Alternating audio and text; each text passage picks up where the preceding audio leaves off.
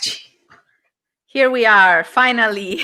Welcome, Marina, to our live here at Europass Teacher Academy.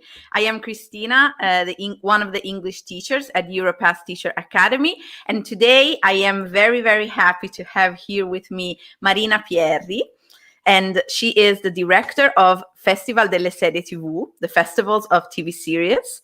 And she is also a cinema critic. But I'll let her speak for herself, and then we will let you know why we invited Marina with us here today. Thank you very much, Christina, and hello, everybody. How are you? I hope everything's going fine, all things considered, and this is a period when we always have to say all things considered. So I'm very happy to be here, and hopefully I will get to answer Christina's questions and even, I don't know, maybe other people's questions. Great. And so we have the first hello. Tatiana is saying hello from Romania. Hey, we have teacher following us from all over Europe. Amazing. Yes. So Marina, the reason why we invited you, so I am a big follower of yours. I am a big fan of your TV series advices. But the reason why I called you is that I realized that even though you are Italian and you studied in Italy, but you are proficient in English. And so I wanted to know what role movies and TV series had in your language training. Oh, gigantic. Huge, absolutely huge. Well, can I elaborate a bit? And of course, please do. Start from the very beginning. Please elaborate. Well, when I was a very, very, very young girl, so when I was like 3 or 4, my parents would send me to primary schools, and I would often, manifest kind of unsatisfaction and unhappiness in doing what was usually done in primary schools in Italy. So they figured I needed probably a bit of a challenge, and so they sent me to a primary school where only English was spoken. So there was no Italian, basically never. There was just English. So we would basically we would watch English movies, we would practice English poetry and nursery rhymes, and we would play games in English, and we would have small but lovely theatrical plays, and everything was in English. So that my parents my parents understood they were right, and in fact, I accepted the challenge, and I was blossoming. I was a very happy kid. I was a very happy young girl. And but that was not the end of it. Absolutely, it was only the very, very beginning of my story and my apprenticeship with the English language. Because soon after, I would start going to. I'm from Bari, so I'm from Puglia. I would start going to the British School of English, which I did for about like 6 or 7 years, because my father was very keen in my learning of the English language, and it actually turned out to be a huge, huge asset.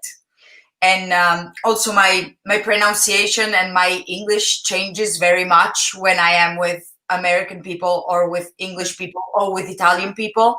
So basically, Christina, you are Italian, and I can feel that you are Italian when you speak English, of course, as me. But and so a part of my brain is still with the Italian. But if you were an American person, I would speak probably an even better English, because I figured that my brain is wired in a very specific way from this point of view. And when I hear someone whose native language is English, I immediately tune in. When I was very young, it didn't happen very often, but it could happen.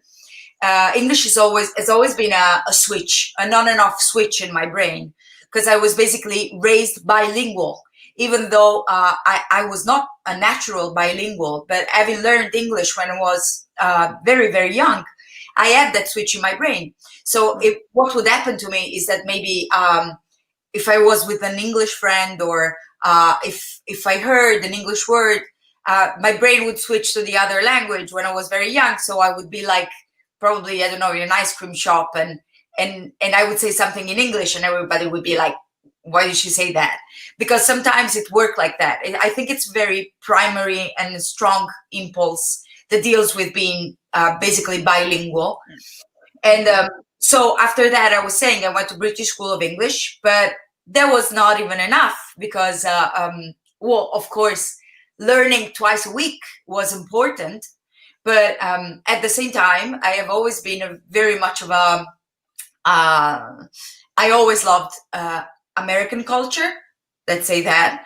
So I would watch, like, for instance, Beverly Hills 90210, and I would watch that in English, and I would love that. But what made a real difference for me was music. In fact, when I was 10, 11, I would be being extremely in love with Queen.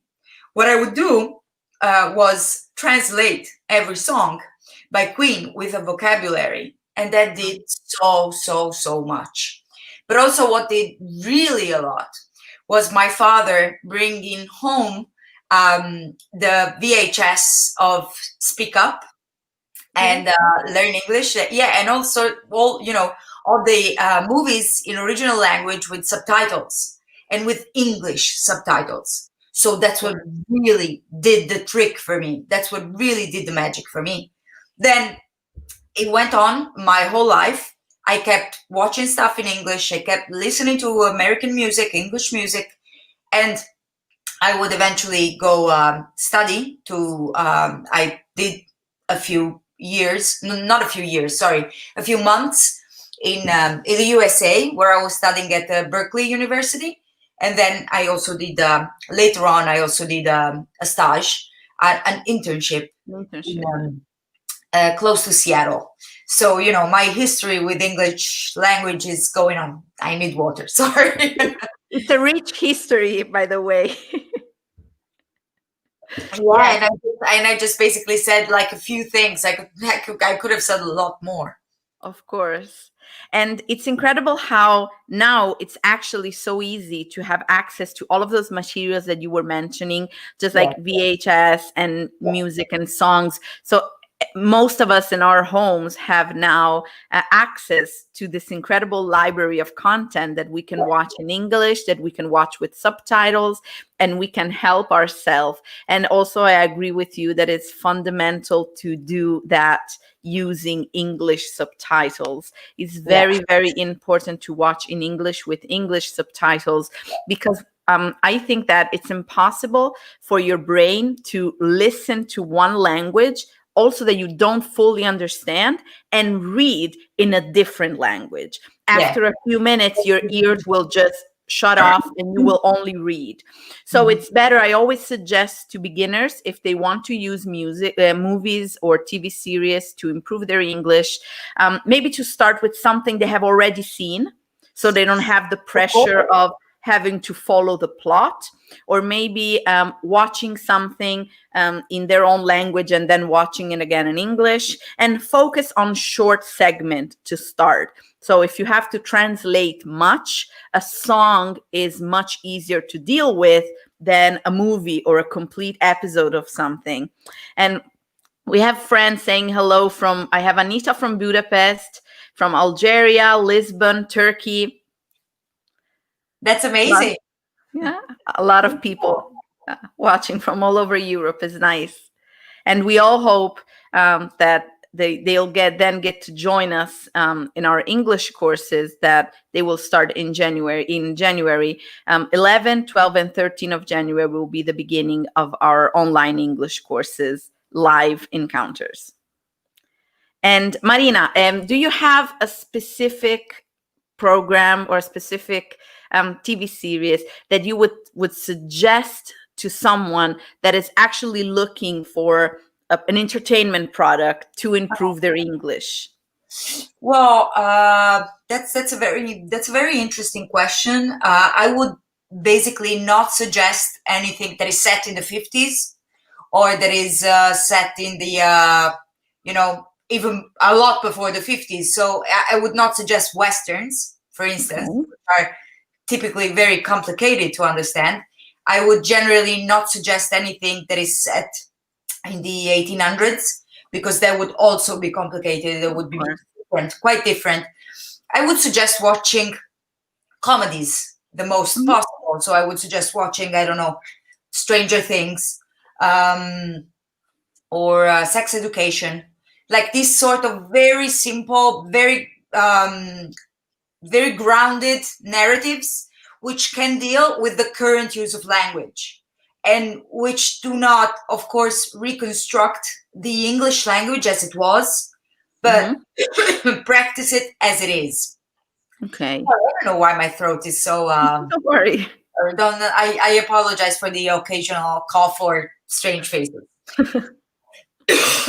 However, so I would definitely suggest something like that. So TV series, I would not suggest musicals because they are a lot more complicated. Don't watch Hamilton because it's Don't watch Hamilton. and in general, musicals are a bit tougher. I would really suggest the best to learn English is to watch Disney movies in English, because that's something we know very well, the most of us. And so even if our native languages are very different, so maybe if I speak, I don't know, Portuguese, or if I speak Italian, or if I speak, I don't know, something else, and then I watch what I used to watch as a kid in my language, because of course it was dubbed. But then watching it now in English, in original language, with English subtitles, it can prove entirely useful to your English learning experience. Really a lot. That's my big suggestion. Because also sometimes the content that is made for kids is much simpler, but it's not less clever at all. And also we have such a familiarity with everything that is from the Disney world that it should be very helpful to practice that way. But also, as just like you said, Christina, what I want to say is that do this with things you really love. Only when a huge amount of passion is involved, we really get to plunge in and understand the nuances of the language. But there has to be that huge emotional tie. Where there's that big emotional tie, what happened to me with Queen when I was a little girl, really helps a lot. It really helps. So watch in English a movie that you have loved immensely, but have watched in another language. And always do this with movies you know very well. That's entirely better. It will help you understand a lot more, and it will prove to be not as stressful and not as complicated. Always use love as a link with to learn. Love is such a powerful tool for learning. Yes, this is one of my 3 top suggestions that I always give to students who are trying to learn English, is always link it to something that you love.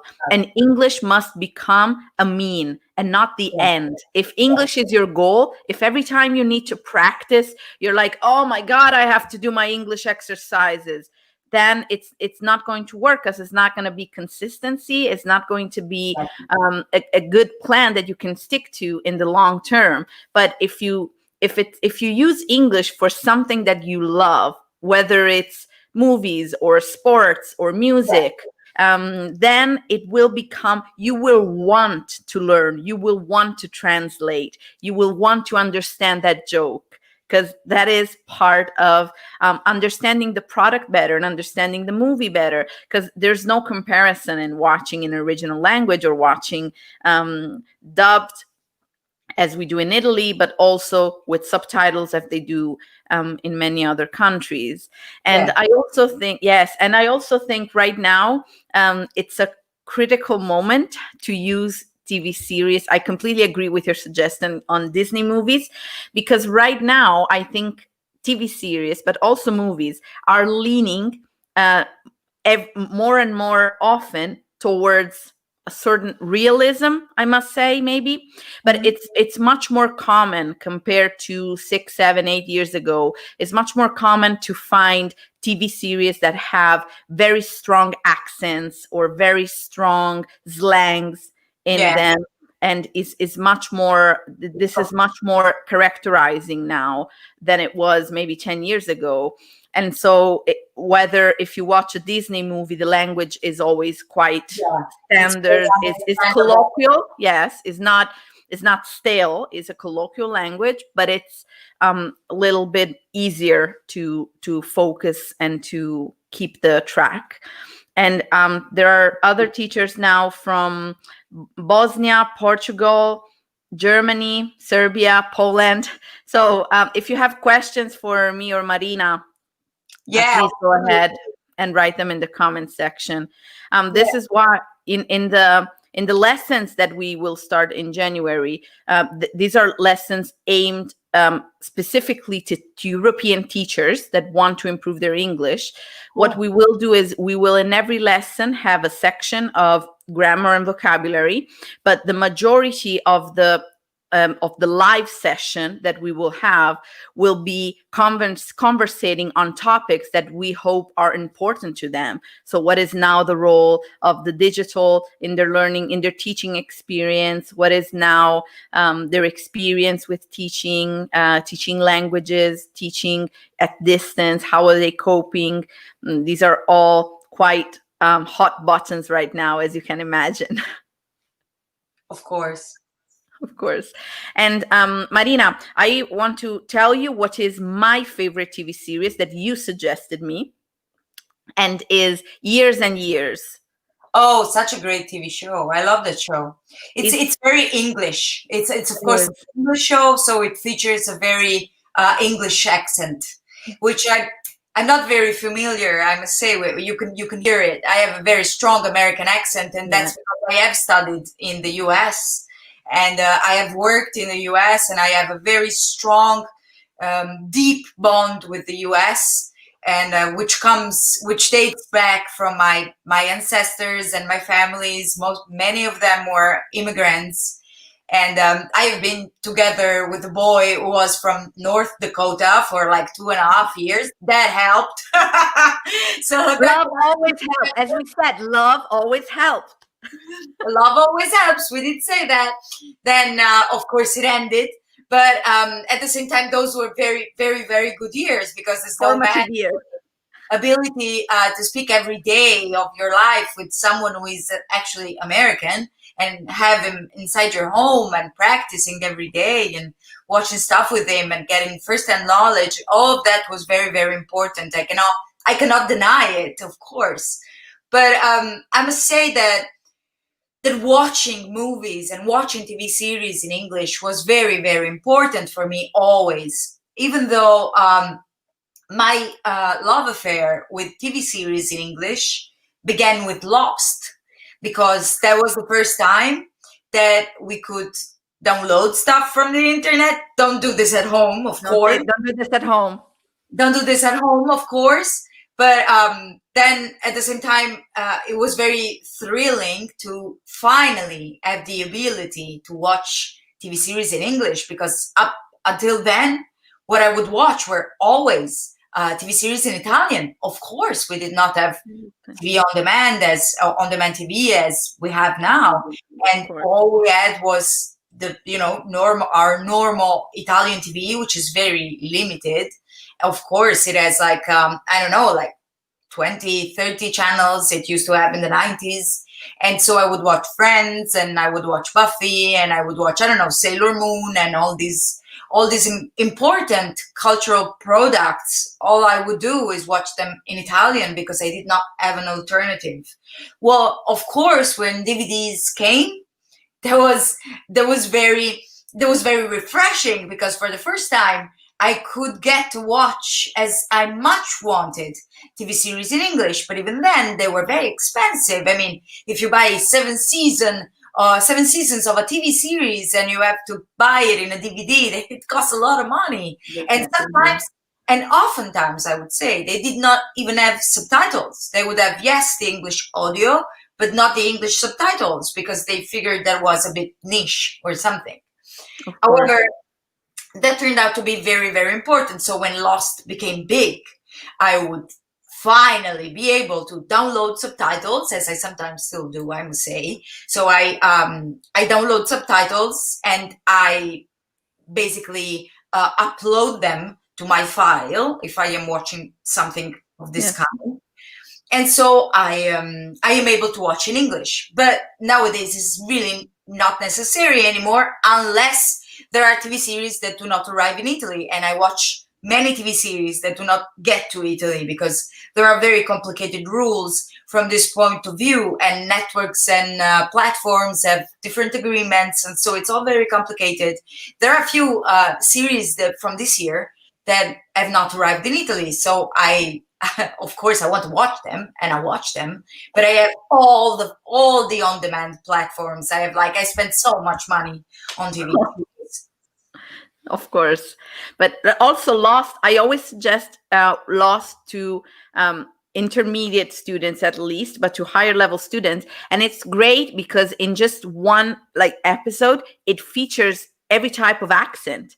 There's the American accent, the British accent, the Australian accent, the accent of people who have English as a second language. So it's very comprehensive. But yes, Years and Years definitely has a very British accent. Yes, strong British accent. But still, I found it enjoyable. Of course. Yeah, of course. yes, it was a joke. Interpret me. It's amazing. I mean, for me, it was always the American things that turned out to be more useful, but to me. But of course, there's when I speak about TV series, I always speak of the Anglo-Saxon word. So I never speak of US or UK, because I think that includes both of the productions of the two countries, which is very important and somehow linked. They have a very big entertainment culture, and that does not often apply to other countries, including Italy, I think, because we do not have the same economy based on. It's different, yes, of course, the products and on show business and on entertainment. Of course, it's completely different. And Marina, can I ask you, what was your favorite TV show for this year? Oh, that's a very big question. Jesus. I usually take some time to answer this question. It's kind of like Christmas for me. So I start thinking about that at the beginning of December. But in this special year, I must say, I've had a lot of time to think. So I can give you a few answers, not just one. Why not? Well, I can tell you that Lovecraft Country was very, very important to me. So that's a series whose topic is anti-racism. But what I love about the show is that it's a fantasy show. It's a supernatural show with amazing leads, and it's a very heroic story that is kind of based in American and 90s horror, action, fantasy movies such as Indiana Jones or Jumanji. And I really enjoy that. So I really, really like that. I must say that this year there were many, many good shows. One of the shows I love the most is The Great. That is on The Great with Elle Fanning. That is on Stars Play, where you can also find in Italy Years and Years. Okay. And that's a very good story. It's a story of Catherine III and Peter III in Russia, but it's a very, feminist retelling. Okay. Because Catherine was very enlightened and Peter was a huge fool. So it's very funny. And if you have loved The Favorite from Yorgos Lanthimos last year, you must know that The Great is the new child of that same man, the man who wrote The Favorite. So it's Tony McNamara. So that's a very good show too. And Jesus, I forget. Can you tell me what other series have you loved, Christina? That you suggested. I loved Years and Years. Mm-hmm. I loved You see, it's kind of hard. Sorry? Well, yeah, but that's us. Yes, that's old, but I've never seen it. I mean, I saw it this year for the first time because I saw like your suggestions and you talking about it. So I saw it for the first time this year. Fleabag, Years and Years. It was. I am feeling that it's not being recognized enough, but I No, think it's true. It's true. I think it was amazing. I really loved it. Yeah. But unfortunately, when TV series are very clever, they rarely get to be very big. That's sad, but true. I don't know. I thought it was amazing. I thought it was a very, very good show with a lot of different topics, very human. The stories were told. I think it was a very clever perspective to have this like view on political crisis, world crisis, viewed from a familiar point of view. So how these global changes affect the reality. And maybe it was particularly true and particularly suitable for the moment. I think it was released not long before the COVID pandemic explode.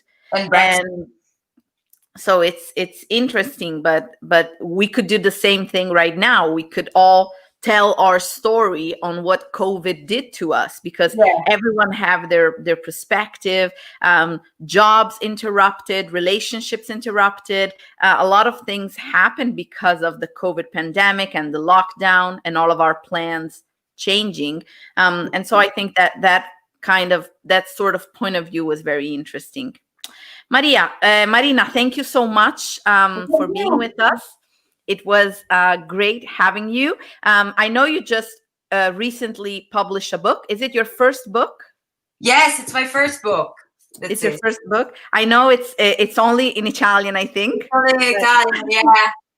But so far, yes. But if you have friends in publishing houses in your countries, tell them to read for me, because I would love to translate the book. But unfortunately, they tell me it takes a long time usually. Can you tell us very quickly what the book is about? Well, the book is about TV series female characters. So it's a feminist book. It's a book about what TV can do for women. And but it uses the tool of the hero's journey. Only it's not the hero's journey, it's the heroine's journey. So that's what the book is about. It's about the differences between these two very powerful tools and how to use them in the best way to build and understand complex female characters in TV. Great. So I hope that soon all of our friends in Europe will get to see Heroine translated for them. And again, thank you very much for being with us, Marina. It was a pleasure. It was a pleasure to speak to you. And again, these live meetings that we are doing every week, and we will do them every Thursday at 2 p.m. And our goal is to give you the most complete perspective possible about learning English and thinking about all the aspects that are involved in learning a language and practicing and training. So you can start your practicing here with us every Thursday at 2 p.m. And then if you like what we think about language learning and English learning, our courses, elementary, intermediate, and advanced level, will start in January, 11, 12, and 13 of January. You can go and check the Europass Teacher Academy website to check what is going on there. Thank you so much again, Marina. Enjoy your afternoon. Thank you, everybody. Very nice to meet you, even though from afar. Bye-bye. Bye-bye. Thank you. Bye. Bye.